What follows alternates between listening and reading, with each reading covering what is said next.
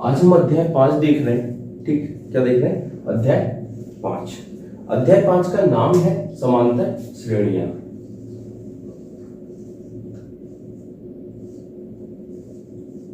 अध्याय 5 का नाम क्या है?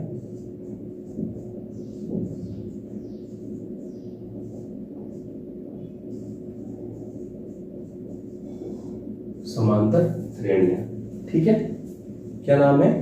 समांतर श्रेणियां। इसको हम इंग्लिश में अर्थमेटिक प्रोग्रेशन कहते हैं, इसलिए इसको शॉर्ट फॉर्म में हम क्या लिखते हैं? एपी लिखते हैं। ठीक है, क्या बोलते हैं इसको? इंग्लिश में अर्थमेटिक प्रोग्रेशन बोलते हैं, इसलिए हम इसको शॉर्ट फॉर्म में एपी लिखते हैं। समांतर श्रेणी मतलब, समांतर श्रेणी में मतलब है कि सिंपल सी बात कि कहीं भी एक श्रेणी हो। श्रेणी का मतलब हो गया एक सीरीज, श्रृंखला। ठीक है, एक श्रेणी में हमें समान अंतर देखने को मिले। क्या मिले? एक श्रेणी में हमें समान अंतर देखने को मिले। अब श्रेणी कैसे हो सकती है? तो श्रेणी तो जाहिर सी बात है, हम मैथ्स की बात कर रहे हैं तो नंबर में ही होगी। ठीक है, कैसी होगी? नंबर में ही होगी। जैसे मान लो कि यहाँ पे मैंने 2 लिखा, फिर मैंने 5 लिख दिया, फिर 8 लिख दिया, फिर मैंने 11 लिख दिया, और ऐसे ये श्रेणी आगे बढ़ती चली। ठीक है, तो ये क्या समांतर श्रेणी है? कैसे कह सकते हैं हम ये समांतर श्रेणी है? तो देखो, 5 में से मैंने 3 को घटाया, 2 को घटाया, तो कितना मिला मुझे? 3 अंतर मिला। 8 में से मैंने 5 को घटाया तो कितना मिला मुझे? 3 मिला। और 11 में से मैंने 8 को घटाया तो मुझे क्या मिला? 3 मिला। मतलब इसमें समान अंतर है, इसलिए ये क्या है? एक समांतर श्रेणी है। ठीक है, जब हम समांतर श्रेणी ज्ञात करते हैं तो इसका एक फॉर्मूला है। ठीक, उसको हम एक सूत्र लिखने वाले हैं। क्या है फॉर्मूला? तो इसका जो एक फॉर्मूला है उसे हम AP बराबर A comma A plus D comma A plus 2D plus comma A plus 3D कुछ इस प्रकार से लिखते हैं। कैसे लिखते हैं? ठीक, अब देखो जरा, इसमें जो पहला पद है इसको हम बोलते हैं A। क्या बोलते हैं?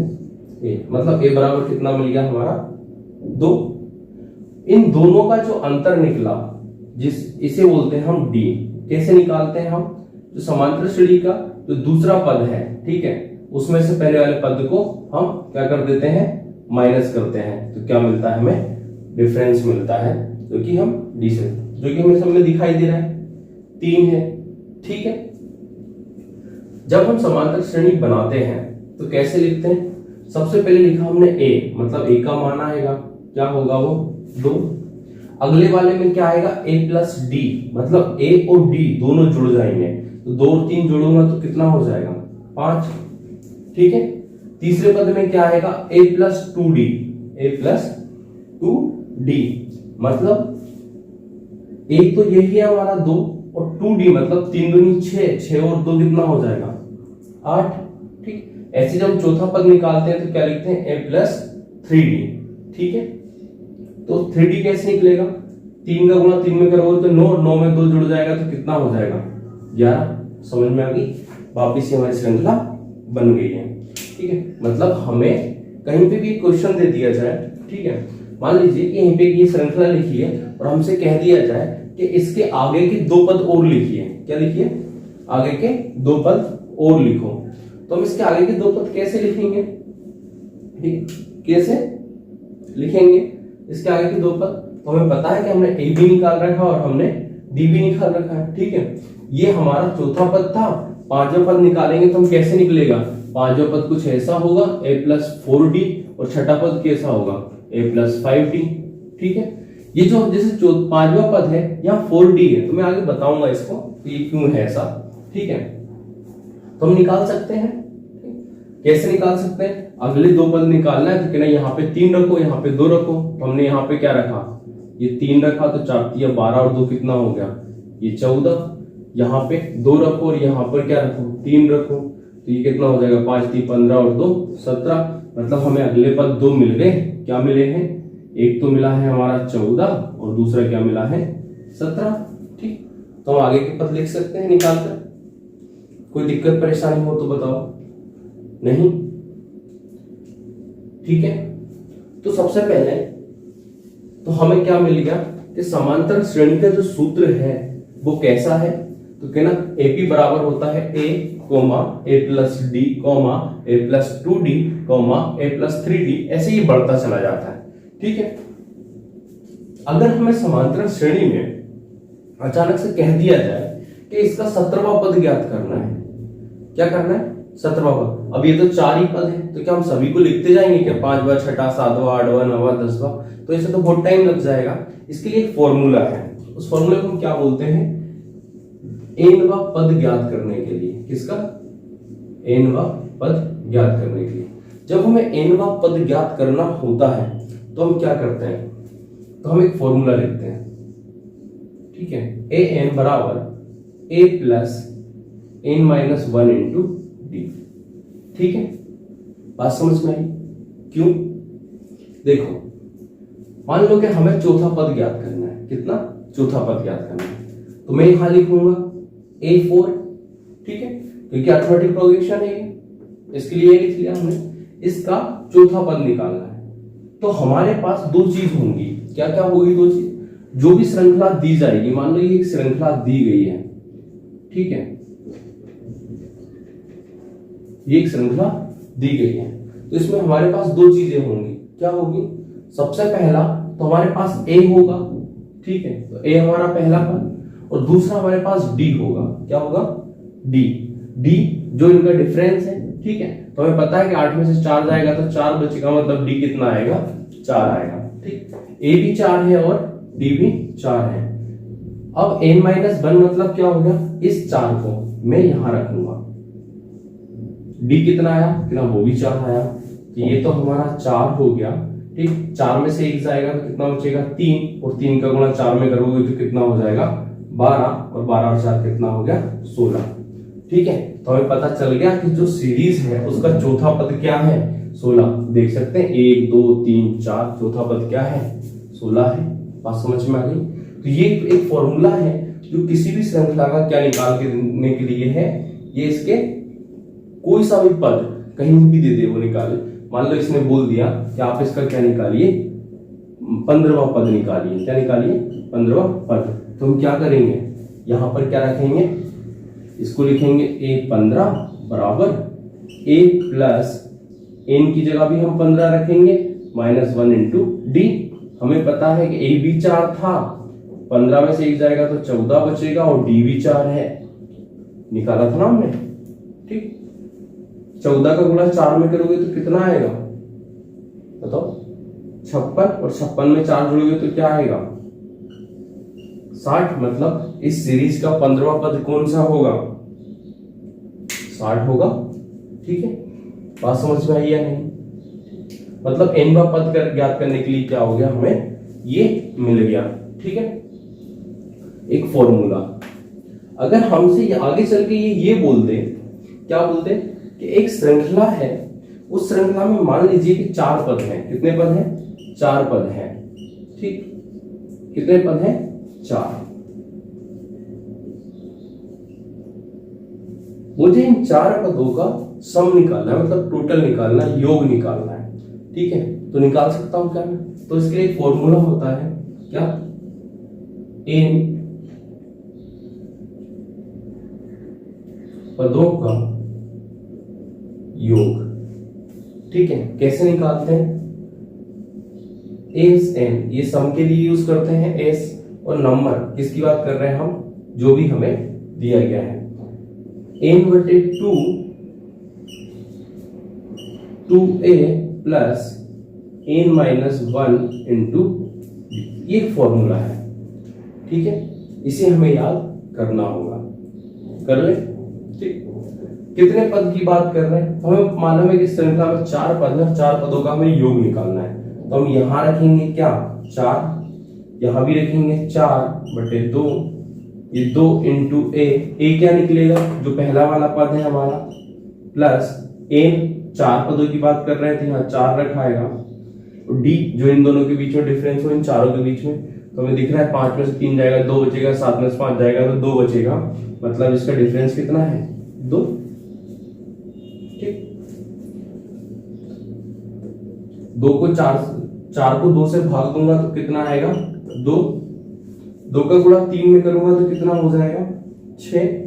ठीक है, 4 में से 1 जाएगा तो 3 बचेगा, और 3 का गुणा 2 में करूंगा तो कितना हो जाएगा 6। ठीक, 6 और 6 कितना हो जाएगा 12, और 12 का गुणा 2 में करूंगा तो कितना हो जाएगा 24। मतलब इन चारों का योग कितना आएगा 24 आएगा। तो हम जोड़ के देख सकते हैं, 3 और 5 कितना हो गया 8, 8 और 7 कितना हो गया 15, 15 और 9 कितना हो गया 24। मतलब ये फॉर्मूला हमें समझ में आ गया। ठीक है, ये किसी भी श्रृंखला, अब यहाँ पे तो 4 पद थे, मान लो वो बोल दे किसी भी श्रृंखला का a बराबर 3 d बराबर 2, ठीक है, तो हमें उस श्रृंखला के 16 पदों का योग निकाल कर दीजिए। कितने पदों का 16 पदों का। तो अब क्या करेंगे हम, तो कहना कुछ नहीं, जहां पर a है वहां पर a का मान रख दो, जहां d है वहां d का मान रख दो, और जहां पर n है वहां 16 रख दो।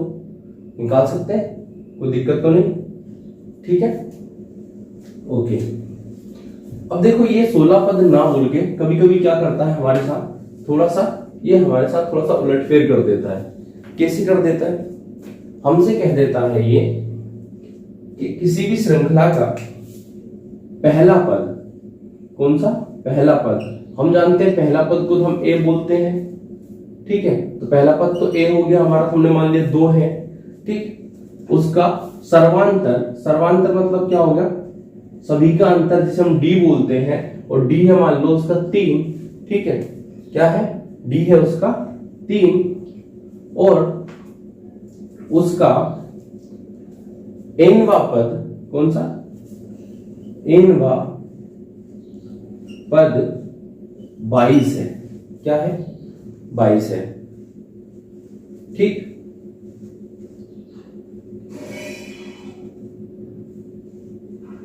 एक काम करो 20 रख लेते हैं, श्रृंखला में दिक्कत नहीं आएगी। ठीक है, nवा पद क्या है उसका 20 है। ठीक, तो हमें ये पता कर बताओ कि जो nवा पद है ये कौन सा पद है। ठीक है, मतलब ये कौन से नंबर पे होगा, हमें ये नहीं पता। पहले तो पता था कि कहां से लेकर कहां तक कैसे निकालना है, तो अब कैसे निकालेंगे हम nवा पद, तो हम इसको उठाकर क्या करते हैं, इस श्रृंखला में रखते हैं nवा पद ज्ञात करने के लिए। हमें नहीं पता nवा पद कितना है, तो हम यहां पर n बराबर क्या रख देंगे 20। ठीक है, a का मान हमारे पास 2 है और d का मान हमारे पास 3 है, रखेंगे तो n का मान निकल जाएगा। ठीक है, कोई समस्या परेशानी नहीं। अब कभी कभी nवा पद हमें वो जो दिया गया है, ठीक है, इस nवें पद को वो हमसे बोलता है ये ना देकर सर्वांतर नहीं दिया। ठीक है, सर्वांतर नहीं दिया, और हमसे उसने बोला है कि nवा पद बराबर 20 है, और n पदों का योग कुछ भी दे देगा, वो जो भी यहां से श्रृंखला का योग है, तो हम उसमें n पद ज्ञात करना है। तो जो हमें मान लो n पदों का योग दिया है वो मान लो कितना है 82 है, तो क्या करते हैं n पदों का योग यहां रखते हैं। ठीक है, a का मान यहां रखते हैं, और अब एक चीज नहीं समझना। ठीक है, हमने nवा पद इससे निकाला था, तो क्या अब हमारे पास d नहीं है, तो इस फॉर्मूले को कैसे चलाएंगे आगे। तो देखो एक नई चीज क्या मिलती है हमें, क्या मैं इस 2a को a प्लस a लिख सकता हूं। ठीक, बाकी फॉर्मूले को मैंने ऐसा ही लिख दिया। क्या मैं इस पूरे को ये वाला पद देख सकता हूं, दिख रहा है, मतलब मैं इसकी जगह पे an रख सकता हूं। तो ये फॉर्मूला क्या हो जाएगा n/2 a प्लस an हो जाएगा। an का मान हमारे पास 20 है, sn का मान हमारे पास में 82 है, हमें सिर्फ n निकालना है क्योंकि a भी दिया है तो निकल जाएगा। कभी कभी उस श्रृंखला में हमें पहला पद देता है और हमें n पदों का योग देता है, और वो हमसे बोल देता है अंतिम पद। क्या बोल देता है अंतिम पद। अंतिम पद को हम लास्ट पद बोलते हैं। जो मान लो कि क्या दिया उसने 20 दिया है, तो कैसे निकालेंगे? तो इसका एक छोटा सा फॉर्मूला यही है, क्या होता है कि ये जो हमने n पद देखा था इसी को हम फिर क्या बोलते हैं, लास्ट पद बोलते हैं। तो बात समझ में आ गई। आगे चल के ये फॉर्मूले यूज होंगे, थोड़ा थोड़ा डिफरेंस देके, तो कंफ्यूज मत होना, ठीक है। चीज एक ही है, सूत्र एक ही है, बस फर्क क्या है, थोड़ा सा उन्होंने उसको घुमा दिया है कंफ्यूज करने के लिए। तो इस चीज में बिल्कुल भी दिक्कत मत करना, ठीक है। 3 फॉर्मूले हैं। पहला एपी का फॉर्मूला है कि समांतर श्रेणी बनाते कैसे हैं। दूसरा, अगर समांतर श्रेणी में कोई अचानक से बीच में कोई पद हमें ज्ञात करना है तो हमें पता है कि हमारे पास n पद ज्ञात करने के लिए फॉर्मूला है। अगर हमसे बोल दे कि इतने पदों का हमें क्या निकालना है, योग निकालना है, तो हमारे पास एक और फॉर्मूला है, ठीक। अब इसी फॉर्मूले को हमने अलग अलग तरीके से 3 प्रकार से और देख लिया, ठीक है। कोई दिक्कत तो नहीं है। तो आपको इसको अच्छे से नोट करना है, ठीक। इसके बाद हम क्या देखेंगे, उदाहरण देखेंगे, ठीक। तो ये फॉर्मूले अच्छे से हमें याद होना चाहिए, इनके अंदर कंफ्यूजन नहीं होना चाहिए कि कौन सी जगह पर कौन सा फॉर्मूला याद रखना है, कौन सा फॉर्मूला हमें पुट करना है। ये सारी की सारी चीजें हमें अच्छे से पता होना चाहिए। कोई भी कंफ्यूजन हो तो बताओ।